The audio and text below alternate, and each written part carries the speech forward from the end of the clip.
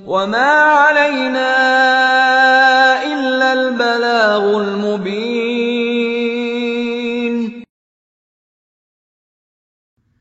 السلام علیکم ورحمۃ اللہ وبرکاتہ. سورہ الرحمن دیکھیں گے ہم آج انشاءاللہ. سورہ رحمان اس کو عروس القرآن بھی کہا جاتا ہے. عروسہ دلہن کو کہتے ہیں. عروس القرآن یعنی قرآن کی دلہن. 78 اس میں ٹوٹل آیات ہیں اور اس میں سے ان 78 آیات میں سے 31 ٹائمز 31 مرتبہ ایک ہی آیت ریپیٹ ہوگی. فَبِأَيِّ آلَاءِ رَبِّكُمَا تُكَذِّبَانِ. اس کے علاوہ اہم بات اس کے حوالے سے یہ ہے کہ یہ سورہ رحمان وہ واحد سورہ ہے قرآن کی جس میں جن اور انس دونوں سے مسلسل خطاب ہے. یہ جو آیت ہے فَبِأَيِّ آلَاءِ رَبِّكُمَا تُكَذِّبَانِ کہ اے جن و انس کے گروہ تم دونوں اپنے رب کی کون کون سی نعمتوں کو قدرتوں کو جھٹلاؤ گے. یہ ایک ایسی آیت ہے جس میں جنوں کو باقاعدہ مخاطب کیا گیا ہے، وگرنہ قرآن کے جو باقی حصہ ہے جو باقی صورتیں ہیں ان میں جنوں کو بالکل الگ سے مخاطب نہیں کیا گیا ہے. سورہ رحمان کے حوالے سے ایک بات یہ کہ یہ سورہ واقعہ کا جوڑا ہے. سورہ واقعہ اور سورہ الرحمان دونوں کے مضامین ملتے جلتے ہیں، ترتیب صرف مختلف ہے. مثال کے طور پر جو قرآن کی عظمت کا بیان ہے سورہ واقعہ میں آخر میں ہے، اس میں بالکل شروع میں ہے. پھر بیچ میں نعمتیں آئیں گی، اللہ کی قدرتیں اس میں بھی موجود ہیں اور اس میں بھی موجود ہیں. اور پھر اس کو جیسے ایک مرر امیج ہوتا ہے نا کہ ہوتی تو ایک جیسی ہیں لیکن دیکھنے میں مختلف لگتی ہیں. بالکل سورہ الواقعہ اور سورہ الرحمان ایسی ہی ہیں. یہ جو قرآن ہے نا جسے وحی ہم کہیں گے، جو وحی کی ریسیپینٹ ہوتی ہے نا بیسیکلی وہ روح ہوتی ہے. تو جنوں کے اندر روح نہیں پھونکی گئی. روح پھونکی ہے اللہ رب العزت نے حضرت آدم علیہ السلام میں. روحیں بنائی اللہ رب العزت نے ابن آدم کی. تمام انسانوں کی روحیں اوپر بنائی گئی اور پھر ان سے عہد بھی لیا گیا جسے عہد الست کہتے ہیں ہم. تو جنوں میں روح موجود نہیں ہے، اس لیے جنوں میں پیغمبر موجود نہیں ہے. کیونکہ جب میں نے یہ بتایا کہ اس میں جن بھی مخاطب ہیں تو سوال یہی آتا ہے نا ذہن میں کہ جنوں کے لیے بھی کیا یہی کتاب ہے؟ تو بے شک جنوں کے لیے بھی یہی کتاب ہے.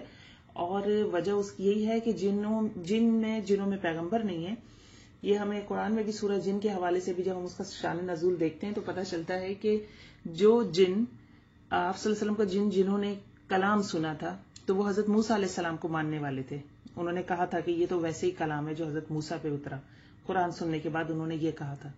تو لہٰذا یہ کتاب جو ہے یہ انسانوں کے لیے بھی ہے، یہ جنوں کے لیے بھی ہے. ایک اہم بات سورہ الرحمن کے حوالے سے یہ کہ اس میں 2 جنتوں کا تذکرہ ہے. سورہ واقعہ میں بھی ہے اور اس میں بھی ہے. وَلِمَنْ خَافَ مَقَامَ رَبِّهِ جَنَّتَانِ.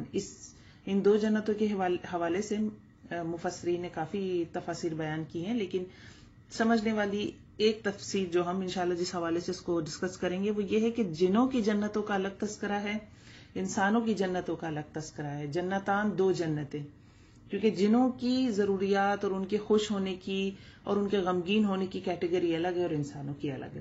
تو وہ اسی طرح سے ان کی جنتیں جو ہیں الگ ہیں اور انسان کی جنت الگ ہے. ہم شروع کریں گے پہلی سورہ سے، پہلی آیت سے. الرحمن علم القرآن. الرحمن آج ہم صرف ایک آیت دیکھیں گے سورہ الرحمن کی. الرحمن اللہ رب العزت کا نام ہے. قرآن میں اللہ رب العزت کا جو ذاتی نام ہے اللہ، اس کے بعد جو سب سے زیادہ نام آیا وہ الرحمن آیا. الرحمن نام کو تھوڑا سا سمجھنے کی ضرورت ہے. ہم جو بسم اللہ پڑھتے ہیں بسم اللہ الرحمن الرحیم، اس میں ہم یہ دیکھتے ہیں کہ رحمان بھی آتا ہے اور رحیم بھی آتا ہے. دیکھیں رحمان بھی اور رحیم بھی ہے، لیکن ہم عام طور پہ اس کا کیا ترجمہ کر لیتے ہیں؟ جو بے حد مہربان اور بار بار رحم فرمانے والا ہے. لیکن یہ دونوں ایک ہی مصدر سے ہیں، دونوں کا روٹ ورڈ ایک ہی ہے. تو ان میں فرق کیا ہے؟ رحمان کو ہم سمجھ سکتے ہیں رحمان کا جو وزن ہے، رحمان جس لفظ پہ بنا ہوا ہے، عربی میں جو صیغے ہوتے ہیں ان کا وزن ہوتے ہیں. اوزان سے جو ہے یہ زبان جو ہے اس کو یاد کیا جاتا ہے یا پہچانا جاتا ہے. تو رحمان کس وزن پہ ہے؟ جیسے کہ غضبان. غضبان کیا ہوتا ہے؟ شدید بھوکا، شدید غصے. غضب غصے کو کہتے ہیں نا، شدید غصے والا. پھر جوعان، جو کہتے ہیں بھوک کو. جوعان شدید بھوکا، اتنا بھوکا کہ بھوک سے مر جائے. اسی وزن پہ ہے عطشان. عطش کہتے ہیں پیاس کو. عطشان شدید پیاسا، نہیں اتنی پیاس ہے کہ پیاس سے مر جائے.